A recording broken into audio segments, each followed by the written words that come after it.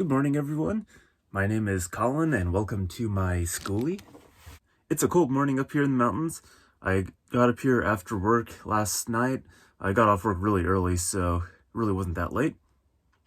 And I just drove straight up into the mountains because I had plenty of daylight left. And here I am. Unlike in past visits, I'm definitely not the only person at this campground. There's tons of people here. It's really the first week where the temperature has been up to 70 since last fall.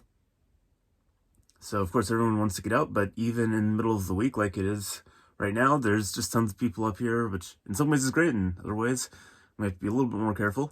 I'm planning on taking my bike out today and going for a ride, but first I need to eat breakfast, get ready for the day, get cleaned up a little bit, and then we can head out.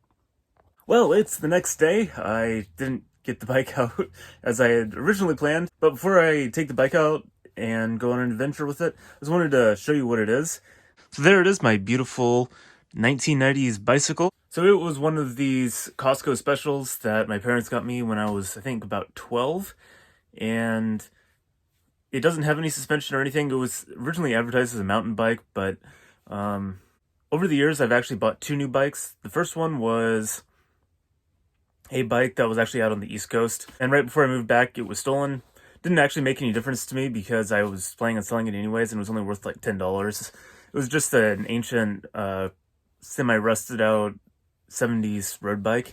And so then when I got back, I started using this bike again. And that was back about 10 years ago. And it had a different set of tires, had the old tires on it, old brakes and everything. And it still worked fine, actually. It was quite reliable. I never really took care of it, didn't really ever lubricate the chain or anything like that, but it made it a long time. I put a lot of miles on it. Then not too long after I got back, I decided I wanted to upgrade again because this bike was just super heavy and it's slow and not really good off-road. It's not really great on-road. It does everything, but it's just not a particularly good bike. And so I got a different bike, had that for a few years. Might have actually gotten that in college, I can't remember, but it was out here on the West Coast, and so I rode that for quite a while. And then when I was living in the University District, when I first moved back to Washington State, I had it at my apartment, chained up outside, and someone stole it, of course. And I learned a lot about bike locks ever since then. In general, I now have a much more secure bike lock than I used to. Used to just use those simple cable locks, and people can just use bolt cutters basically on them and break them super easily. So that was kind of my fault, although I had tons of break-ins when I lived in that apartment, and it was just a terrible neighborhood. So I ended up going back to this bike. I didn't really have enough money to buy a new one, and I moved out onto Alki Point, and there's a big trail that goes around the beach, and you can actually ride for just about 30 miles on that trail, and it combines with some other trails going down south through the Duwamish River Valley. So I used to ride that all the time with this bike, and eventually the tires just weren't great. The tubes weren't holding air anymore, so I replaced those. I started having problems with wheel bearings, so I ended up swapping those out at one point. I actually ended up having to take it in because I swapped out the wheel bearings and it just felt really out of balance, and it just ended up being and they couldn't balance it, so I ended up having to get just an entire new wheel. Because they never lubricated the chain, the teeth on the gears, they all wore down, and the chain just started slipping and falling off all the time. And so I replaced those. The pedals, eventually the bearings in the pedals broke, and that was really unfortunate because I was actually out riding out on Vashon Island at the time, which was the other direction from Alki. You could easily go over onto Vashon Island and just take the ferry across there. That was really fun trips I used to take. And anyways, the pedals broke on one of those trips and made for a very slow ride back. And so I ended up replacing those, and it's just ended up kind of being, I never really had enough money to buy a new bike, but I had enough money to fix the problems with this one. So almost everything on this bike ended up being replaced over the years, and it still works fine. It's still not a great bike. The tires are interesting. You can kind of see the rounded profile. This is at kind of an intermediate pressure, They operate between about 40 and 110 psi, so if I'm off-road, I can deflate the tires. And for on-road efficiency, I can inflate them to like 110, although I don't usually inflate them that much.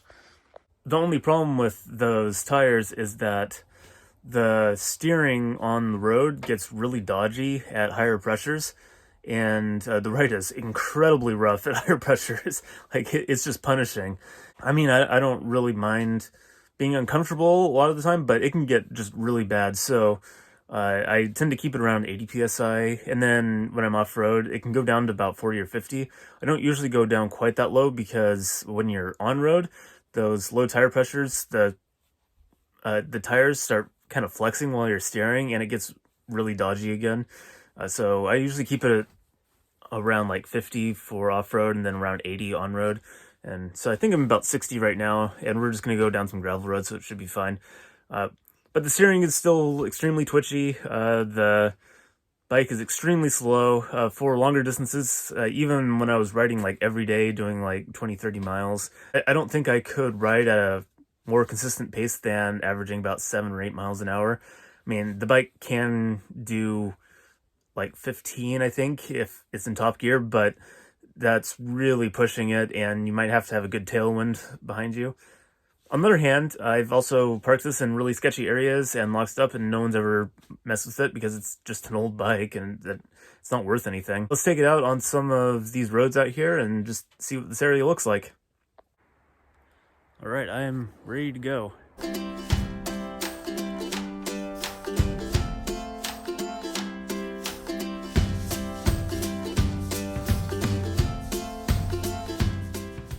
It was the first really sunny, warm day up in the North Cascades. Temperatures were actually up around 70, and it was a beautiful ride. I headed from my campground at Goodell Creek up into the main campground, which is currently closed, and down an access road. I found Newhalem Creek, which is what the town is named after, and decided to explore the area a little bit. There was a trail that was leading off the main road through some burnt forest, and a sign that said there was some sort of Indian rock in the area, and apparently this area has been used by the Upper Skagit Valley tribe for about 10,000 years for food, for hunting, fishing, that kind of thing. And one of the places they would stop are under these rocks, and so there's a lot of Native American artifacts down there. The dams on the Skagit River were built using power from this powerhouse built in 1922 on Newhalem Creek. And just past the powerhouse, there is a trail of giant cedars.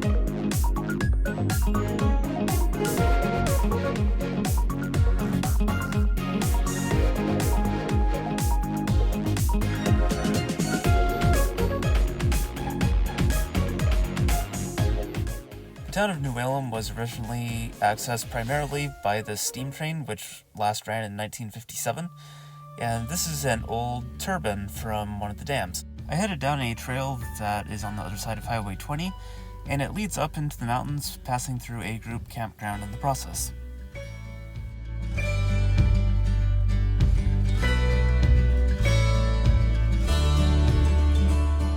Well, I made it to the group campground. That is the end of my trail here. There is a trail that continues on further, but no bicycles allowed, and it says that it's for people experienced in the backcountry, and there's snow and glaciers and streams to cross, stuff like that. So obviously not the kind of place that I want to go right now. Definitely not equipped for that, and I have bicycles, so we're gonna steer clear of that for now. Also, my cell phone reception is just about dead here, so it's probably time to head back. Well, I'm back, and it's time to fire up the generator and start recharging some batteries. I've found that my refrigerator, I can run it basically one entire day off of my battery, but I do have to recharge it for several hours during the day. So to get a full recharge to run the refrigerator all day, then I have to actually run the generator for like 2 or 3 hours. So this is where I think just a small solar panel would really help out. Something that could just be continuously charging the battery during the day, and I don't have to monitor it or anything. The other thing is my bicycle. As you probably saw earlier, it takes up a lot of space inside the van, and I had originally intended on actually replacing it with a folding mountain bike, and that was actually a long time ago when I was working on the sailboat, because that bike just doesn't fit on the sailboat unless I strap to the deck or something, when it just wasn't ideal. So as soon as I have the money, I'll see if I can buy one of those. I'm thinking I can sell off some stuff on Craigslist that I have removed from the bus. So I'm going to just finish removing everything out of here, and then I'll take some pictures and just post some stuff on Craigslist, see if I can raise some money that way. Might be some quick cash, I don't know, we'll see. But anyways, thank you for watching. I hope you enjoyed that adventure. Let me know in the comments down below, and I'll see you next week.